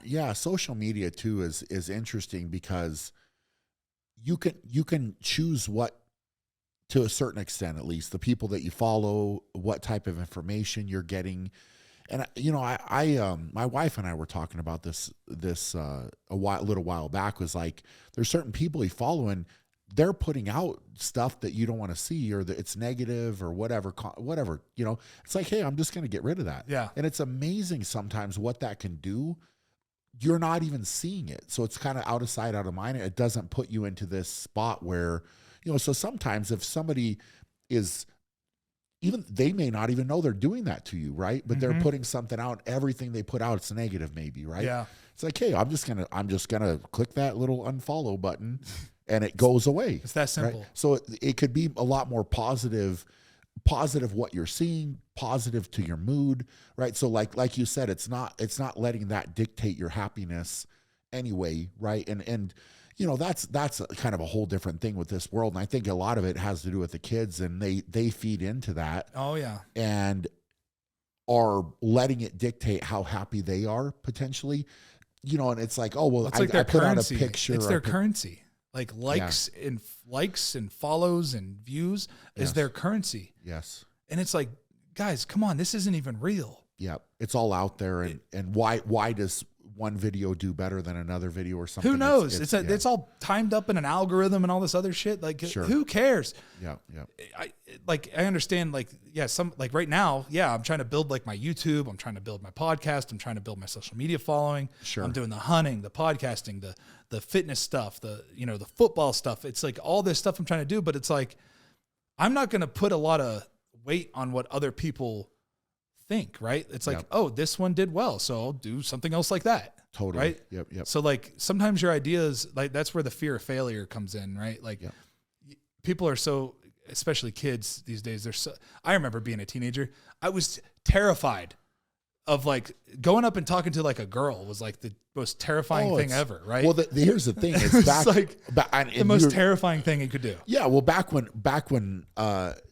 when we had to do that, like if you were going to ask a girl to go to a dance with you or something, you had to physically walk up to her, or if you could get her phone number, you'd call her parents' house or whatever. Yeah. And then have to speak to her dad and say, hey, could I speak to your daughter? Yeah. And then ask her that way. Right. That was the two ways that it happened. Yeah. It wasn't like, hey, I'm going to look up your Instagram and send you a message. And then I'm okay not hearing in your voice. Like I didn't have to say it. And then if you say no, it's not really like the same. It's not real. It didn't feel real. But that was, for sure. That fear of rejection is like so massive. So you had to hype yourself up to Big go time. ask a girl out or go ask a girl for a phone number. That hype was real. They don't do that anymore. These kids don't do that anymore. They don't. Yes. They have to. They stalk each other on social media, and then they talk. It's all digital, and then they get in person and they sit there on their phone the whole time. They don't even talk. It's like not good. Yeah, it's weird, man. It's a weird dynamic that's going on here in our this new generation. That I'm grateful that I didn't have a cell phone growing up. Like me too. So grateful for that. Because my wife and I talk about it all the time, man. Because could you imagine being a teenager with social media and all this stuff? Even like a cell phone camera, when I was a kid, would have been a problem. Terrible. Yes, it would have been terrible, man. It's one of those things. Like, okay, I probably don't have very many pictures, because it was all on the disposable cameras, right? Like you had to wind the thing and then take a picture and then go get it developed and all that. So it's definitely not that way. But you learn how to communicate better. And you had to deal with a lot more of those type of situations and actually learning to talk to somebody. Yeah. Now I'm actually kind of scared about that for, my boys is like, how do you, make that happen? But, it's just, again, you can make it happen, right? Like somebody new comes in the room, I make them go over, shake their hand, say hi, interact that way, right? That's what's going to be expected of them. Because that's what a man should do is you should walk in, shake somebody's hand, right? It's just some of these things can't be, you need to go through them to learn them, right? And they're you got to make yourself uncomfortable. Yes. And that's it's uncomfortable to go, it's uncomfortable to walk up to somebody new and get to know them. And absolutely. Yeah. And it's like, even my daughter, right? We moved to this new neighborhood and she was like, well, how am I going to make friends over here? I was like, go out and walk around the neighborhood and just mix and meet them. She's like, that's weird. And I'm like, what? What do you mean that's weird? She's like, yeah, people don't do that. And I'm like, when I was a kid, we used to just go ride our bikes around and You meet up somewhere, yes. like yes. knock on doors. Hey, can Johnny come out and play? That's it. That's it. Oh, no, he's not home. Okay, I'll go to the next house, and I'll come back there in a few hours, and Sure. maybe he'll be there then. You know, we'll see if he's home. Yeah, yeah. That's how it was. You know, or you'd find a pickup game of football or basketball that's going on. You just kind of like insert yourself and ask if you could play. That's it. But they don't do that anymore, man. Like I don't see kids out doing anything anymore. Yeah, I don't see them doing anything. Yes. Well, it's because of they're in front of a screen somewhere. Nonstop screens, video games. Like, I mean, there's like a positive and a negative to that, right? So there's like, these video games can create like a little bit of they get like their little social gathering by playing games with each other. Sure. But there's like, you can do that. And then also you need to meet up outside of that. Yes. Like you can't just be consumed by that. No. And I think too many parents are lazy. Yes. Lazy ass parents that don't want to deal with their kids. Yep. So they stick an iPad in front of their kids whenever they're like, 2, 3 years old, just so they'll shut up and leave them alone for a couple hours. Yep. And then next thing you know, your kid won't literally will not communicate with you. Yes. At all. Like I noticed the big difference with my daughter when I don't let her use the iPad. Yep. Like because I let her use the iPad for games and stuff like that. And she has her little shows that she likes to watch, but it's all in like moderation because when I pull that away from her and like no screens at dinner time, no screens at breakfast. Like when we're eating meals, we're having a conversation. Yep. Like my 4-year-old, right? If I want to have a conversation with her, like I have to really get her attention, and like really, like I can't just be like, "How was your day?" Yes. Because she'll be like, "Good." That's it. Yeah. It's like, no, I got to get into detail with her, right? Like I got to be like, "What was your favorite part of your day?" Yeah. What made you laugh today? What was the best thing you ate today? Yeah. Did anybody ask you about your clothes? Did anybody say anything about your dress? Cause she like loves putting dresses on and like, that's big to her, so just engaging in that kind of conversation for 30 minutes, like her speech is getting better. Like everything gets better. It's honestly, that's so huge, man. And we're the same way. Like and I don't like it at all. For a while, we tried to not even introduce it at all. Yeah. And so it's kind of in moderation now. And they understand that. The boys understand that. And actually what I will say is their behavior is better when when they don't watch it. Right. And I tell them, I want you to go now it's obviously winter or whatever, but when they can go out and get dirty, I just want you to go play and get dirty. Yeah. Get outside. Like just go build something, dig in the dirt, use your hands, play right now in our playroom and build a track or do something. Like use your brain to be creative, not watch something in front of you. Mm-hmm. And they're so much better when they do that. Or totally different. Like, it's making time. And I think as parents, like you said, sometimes it can be overwhelming. And I'm not saying that I don't ever get there or that my wife and I don't get there, because you do. Yeah. But here's the question. I'm sure you get this from your daughter too. Hey, Dad, can you come for a car race? Right? Yeah. And it's like, I may be in something and I'm like, you know what? It's time for a car race, right? Yep. Like I'm going to go do that, because in 10 years, that's not going to, or maybe even 5 years, that question's not even going to be real anymore. Exactly. Right? They're going to want you to leave them the hell alone. Yes. Right? Dad, get out of my business. Right. Yeah, So I like see right it's now, funny because I have a teenager and a so toddler, you get right? both ends of the spectrum. So I have a teenager who just wants to be left the hell alone. Yes. And then I have a 4-year-old who just wants to play all the time. Right. Everything. Yeah. So she's just like, when she does come to me and ask me to play, I try to make sure that like, no matter, unless it's something I absolutely has to wait, like, hey, give me 5 minutes and I'll be there. Right. Yep, yep. But I don't want her to feel like she's going to look in a man when she looks for a man to be with. Yep. She's going to look for someone like me. Massively. Yes. That's what happens. Yep. So if I blow her off and tell her she's not important right now, yep, she's going to feel like it's just going to be subconscious to her that she's not important enough and that she should wait. I don't want her to be that type of person. I want her to feel like, hey, I'm trying to get your attention now. Yes. Right. Like now is the time to give me the attention that I need. Right. And she doesn't even like, she wants to play tag. Yes. Right. So now we're running around a house playing tag, or she wants to play hide and seek. So like that's not difficult to do. Right. No. Like yep, it's not difficult. And I think too many parents get caught up in their phone.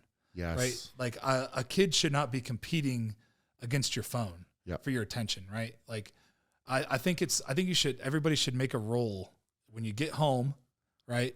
And it's family time. Yep. Phones are out. Yes. Right? They're out of there. Get them out of there. They're not like they're a non-factor. Like for me, it's at 5 o'clock. Yep. Right. So from 5, we're really about 6 o'clock when we sit down for dinner. Sure. I put my phone away, and then I don't look at it again until it's after I get her to bed.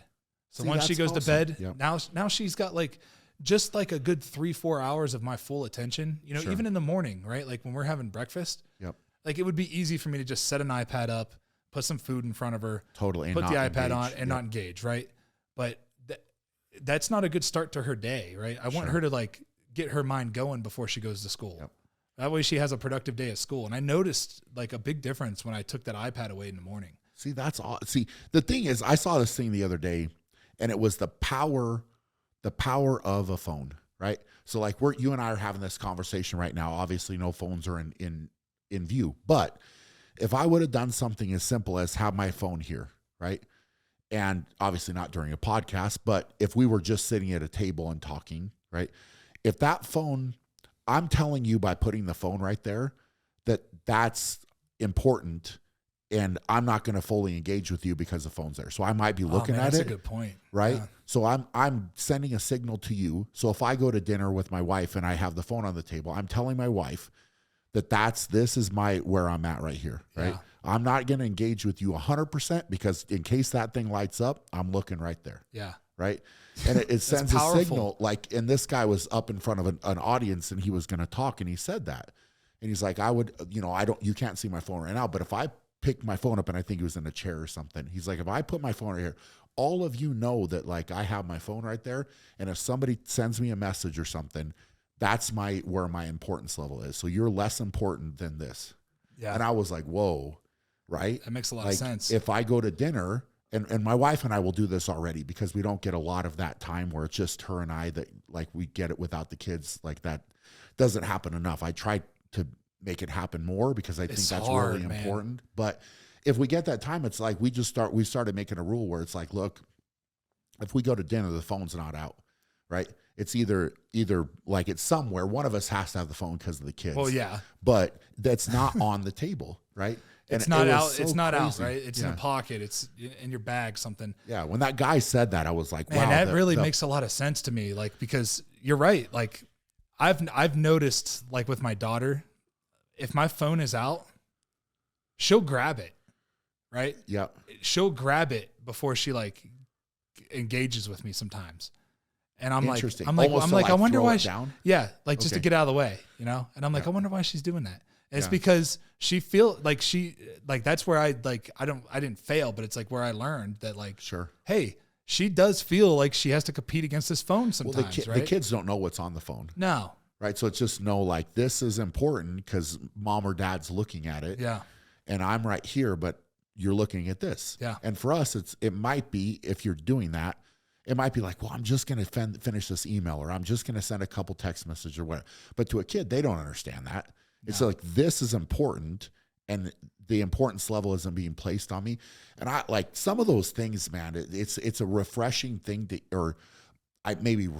eye-opening. It's eye-opening to hear that, because it's like, well, you don't necessarily in the small bites of it, but like the control of it. Like if you can't have your phone and leave it in another room, right? If you have to take your phone from room to room with you, you have a problem. I think so too. Yeah. Right. Like I really think that people don't realize how addicted they are to that.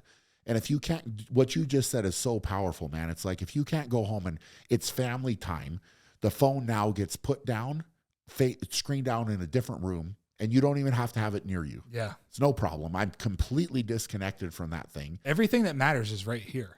Yes. And be present in the moment, right? Like if you could be present, your kids will remember that. Like your wife will remember that. And it's so easy with the phone to just be like, not quite present, but you say, hey, I'm present. And I'm on my phone, or I'm looking at it, or pops up here. Like I'm not in the moment, you know? And then it's distracting too, man. Cause like every time your phone, every alert, right? Every email, everything, every comment, all these things that are alerting you all the time, right? Like that's taking your attention off of like what's really important. Big time. Like, I don't know, man. I feel way better. That's why I love being in the backcountry hunting, because my you don't phone have a doesn't signal. work You at don't all. have I have awesome. I have a Garmin, and that's how, like, all I can do is get a text message, and it might not come through, right? So it's like, That's awesome. that's how, like, that is like a really good feeling. Like, just 3 days, there's studies that show that just 3 days out there without any like electronics and stuff, You probably feel it refreshed. resets you for a whole year. That's great. And it's, I mean, I find the most peace when I could do that, right? I can't wait till I could take my kids on those kind of things, because I would imagine. right now she's too young to take her. And then my oldest is like, no thanks, Sure, you know? And I'm sure. like, I get it. You don't want to do it. It's fine. But my youngest, I could tell that she's like into it. Like, she's like, I want to come with you, you know? And I'm like, she's like, can I come with you when you go hunting? And I'm like, not yet, babe. Like, you're just not, it's not safe yet to take you out there. How cool is that going to be? Yeah. Oh, I can't wait, you know, because then she can feel that too, you know, and I can kind of pass that on to her. Absolutely. So I think it's, I don't know. Do you bring your boys to the gym at all? Like, ever? Oh, Do you have 100%. Yeah. So I bet they like love being in there, because that's what Dad does. He Love it. You know? Yeah, they go with my wife, and then she has a little gym in the house, and then they'll come out, and it's fun. But again, it's that creativity that they can flow through. Yep. And just they'll set up little obstacle courses, or they'll do whatever. Yeah. And it's just fun, like, to sit back and just watch, right? It's not me saying, hey guys, like, you have to train. Now, if they're going to lift something, I try to teach them how to do it a little bit better, and just so they're safe. But it's also just boys being boys, right? Like, they're going to climb on stuff, and they're going to make this up in their head. And it's like, well, I'll let that naturally just kind of happen. Yeah. Because I want them to do that, man. You want them to explore. I think there's a lot of helicopter parents too that like don't want their kid to get hurt. Big time. But you have to like let them make mistakes, you know? Like, yes. Like, for example, my daughter is out in the backyard. We have this like, you know, jungle gym thing out there. Yep. She climbs up and she goes, Dad, watch this. And I had a feeling that she was going to try to jump off of there. Yeah. But instead of being like, don't jump off of there, I was like, what are you doing? She's like, I'm going to jump. And I was like, it might hurt you. And she was like, all right. And she did it. Right. Yeah. She didn't get hurt, but it was like, it wasn't high enough. You know, obviously I'm not gonna let her jump off of something that I think she's obviously Really gonna gonna hurt on, hurt, right? yeah. But a lot of parents, I think even my wife would have probably been like, cause she looked at me like, are you nuts to let her jump off of there? And I'm like, I think she had to learn, you know what I mean? Like, she has to learn that that's hot, don't touch, or that's gonna hurt, don't do that. You know, it's like, they have to learn it, right? Cause if they're constantly told, don't do this, don't do that, don't touch that, don't run over there, don't yell, don't scream, don't cry, don't do that. You know, it's like, they're being told no all the time, that they just like, now they're afraid to do anything. Well, you have to be willing to kind of back up and let them go through it too. Yeah. Right. Unless it's dangerous to the point they really could get hurt, or they're in a dangerous situation. But I mean, think of, like you're saying, go ride bikes, right? That was what we did. But you would build a bike jump. Was it safe? No. Nope, no chance, right? But you're going off this jump, and then you learn real quick, right? You fall down, your knees are bloody, or your face gets, you know what I'm saying? Yep. But you go through it, and you learn that wasn't maybe the smartest thing to do. But hey, whatever. Like, you know what I'm saying? Like, you have, some of that is where parents now, I think, step in way too quick. Yeah. Right. Or they overreact. Like, you know, and your kid you have to go through some struggle. You have to learn, like, hey, this is good, this is bad. And I think that some of that struggle is a natural learning progression too. And I think you said it perfect, because I read this somewhere where your reaction to something is always, with your kids, how you react is always going to like determine how they like feel about the situation, right? Massive. Yes. Like if a kid falls and bumps his head, if you're like, oh my God, like, they're going to like, they feel your energy. So now they're like, and they freak out. But if you just start laughing, like, I do that with my daughter. Like, when she slips and falls or bumps her head or something, I just start laughing. And she probably reacts. And she just laughs too. She's like, oh, I've got a boo-boo. Yeah. Like, oh, I'm bleeding a little bit, you know, like, and she's laughing. But if I'm like, oh, are you okay? Like, and yet daughters are like, it's hard. It's really hard with a girl. Dude, every little thing, I feel like I have to like fix it, you know? Yep. But like, as I'm like learning that, like, if I just like let her figure it out and like laugh with her about it, she's fine, right? Like, she's fine about it. It's not a big deal. The thing is, she'll grow up to be a strong, independent woman, right? That can handle these things, right? And that's gonna benefit her in so many different ways. Yeah. Like, when she gets older, right? Like, this is the thing is there's this fine line, and I think that as a parent, you always want your kids to have it better than you had it, and Mm-hmm. and like this type of thing. But it's also, I know for me, man, I'm thankful for the struggles and some of the stuff that I Me went too. through, because it shaped me into who I am, right? And there was, I mean, there's different things that I went through that I'm thankful for my dad. Like at the time, I didn't really like it, Yeah, it right? sucked. It did, but he was hard. He was hard on me and my brother, whatever. Like, but it was just something that, like, I think he understood that, like, I have to challenge you right now so that you turn into a man, Yeah. right? Like, and this is some of these things, like, as parents, I mean, I'm not going to sit here and say that I got it all perfect. And there's No. days where I feel like I'm trying to figure it all out. And, my wife is like, I'm talking to her and we're both looking at each other like, is this normal? Is this not normal? You know what I'm saying? Yeah. And I think that's part of being a parent, but you care. And like, you try to make these things better for them, but also like know when to pull back a little bit and not be so helicopter-ish, But yeah, It's dude, hard, man. Parenting and being a husband and yeah, all that stuff, the juggle and the balance that you have to pull, the balancing act is Yeah. like, it's really hard, man. It's something that like I struggle with because I just like, I am a hyper-focused type of person. I'm sure you're the same way. Yep. Because all the great ones are. Yep. So you hyper-focus on something and then it's like everything else is just like kind of noise. Yep. So it's like being able to like compartmentalize one thing, move on to the next, and focus all my energy on that, and then compartmentalize that, then move on to the next thing. It's like, because being an athlete, a father, and a husband are all three different things, Completely. Yep. right? So it's like, but when people are like, "Oh, I'm a family man," well, are you a good husband and a good father, or are you just good at one or the other? Because it is hard to be both. It is. And it takes a lot of work because your wife has to get attention too. Yep. Right. So you have to, I struggle with that. Like Yep. I really do. And I'll be honest, like, my wife would be like, when's the last time you took me on a date? And I'm like, when she says that to me, I'm like, fuck, she's right. Yes. Like it's been forever since we've actually gone on a date. Well, it's always, and I'm sure you would agree with this, when you're trying to do all of the things that you're doing and that I'm doing, whatever, and then you've got kids in the mix, everything tends to come before your wife. Yeah. Right. Mm-hmm. And that's the biggest thing. Like, I hate that, because if that relationship at the bottom of it's not good, nothing else is good. Nothing else is good. No. So you have to be able to work on that and nurture that. And I think that unfortunately, it's the easiest thing to neglect at times, and identifying that is so big, Mm-hmm. But I think that's also, part of the battle. And I mean, just talking to you right now, like I can clearly see how much all of it means to you, and it's neat. Right. And I think that for people listening to this, especially, dads out there, that can relate, or moms or whatever, like it's just caring, right? Ultimately it's just caring and trying to, pass that on. But, it's neat, man. It's neat to see like how involved you are and how much you care about it. Like it's fun to talk about it and kind of like share a very similar type of mentality towards it, so, well, I appreciate your time, man. I feel like we could just we always could chat forever, keep man. rocking. We didn't even get into any of the hunting stuff or any of the stuff you're doing. But what I would love for you to say is, where can people find you and follow you? Because I know you're trying to get a lot of stuff going as well. So I'd love to give a shout out on that stuff. I appreciate that. Yeah. So you can follow me on Instagram, DerekWolfe_95. And then my YouTube channel, Wolf Untamed.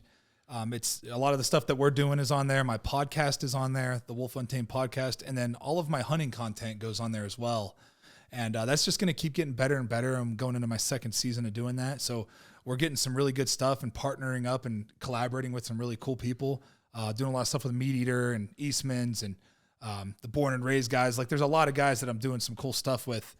And then, I would say just check out my YouTube channel, man. Like, and check it out and see what's going on there and subscribe to that. 'Cause I'm trying to build that, and leave some comments of what you'd like to see and what you do and don't like. And I love criticism. So I love to figure out what I'm doing there. And, check it out, man. And my podcast is awesome. Ours with me and you will be, dropping tomorrow actually. So awesome, man. So I'll drop that tomorrow. And then, I don't know when you're dropping this one. So we'll try to Yeah, it'll get. We'll try to make it all make sense. But yeah, man, check me out on YouTube. That's like, to me, that's where I'm really trying to make a difference. There is on YouTube, which is like, it's just like a whole new thing for me. So I'm trying to figure it out. Sure, but, absolutely. You could find, start on Instagram. The links will lead you to everything else. And love it.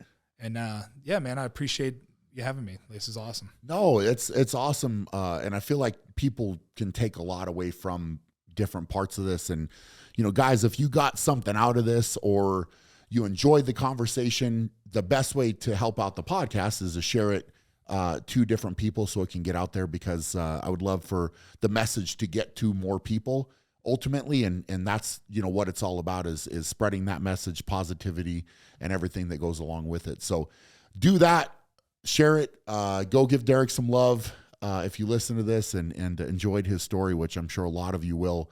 So we're going to leave it there, cut it off. Yeah, we could keep going for a long time, man. Maybe we'll have to do a part number 2 with it. But anyway, hope you all are doing amazing. Appreciate you guys. Love you guys. For now, go out and be great, and we'll check you guys later.